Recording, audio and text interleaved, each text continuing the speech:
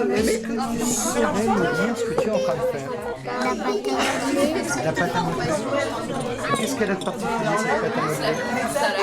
c'est qu'on la fabrique.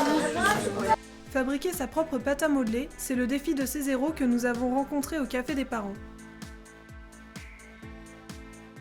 Tout premier lieu, je proposais des ateliers couture, vraiment pour apprendre aux gens à coudre, à utiliser une machine à coudre dans un premier temps, et ensuite à coudre leurs accessoires zéro déchet, donc vraiment utiliser des textiles de récupération. Et ensuite, je me suis diversifiée. Maintenant, je propose des ateliers parents-enfants comme aujourd'hui. Donc, c'est pour faire de la pâte à modeler avec des ingrédients naturels ou de la peinture. Et je propose également de la colle, voilà, diverses choses, toujours en ingrédients naturels.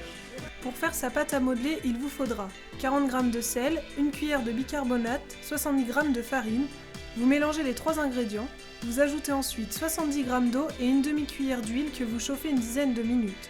Pour la colorer, on utilise de la betterave pour le rouge, du curcuma pour le jaune et des épinards pour le vert. C'est quelque chose qu'on met en place petit à petit, donc ça permet de concrétiser les choses qu'on voudrait faire et qu'on peut penser difficile à faire avec ses enfants. Et en fait, c'est très ludique et on nous montre comment le faire de façon simple. Donc c'est vrai que c'est motivant pour continuer tout ce qui est zéro déchet, recyclage et environnement.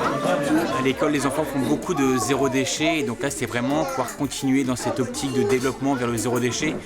La pâte à modeler, la peinture, on en fait beaucoup à la maison pour les développer. Et donc c'est vrai que pouvoir le faire nous-mêmes à la maison en zéro déchet, c'est un vrai plus. Même les enfants nous poussent à aller de plus en plus zéro déchet. Ils sont même plus forts que nous sur le tri de temps en temps. Donc c'est très rigolo. Les retours sont très bons et souvent ils sont surpris par le rendu, par exemple de la pâte à modeler qui est vraiment bluffante au niveau de la texture et des couleurs. Et de la conservation? Et de la conservation, oui, parce que ça se garde un bon mois dans des bonnes conditions de conservation.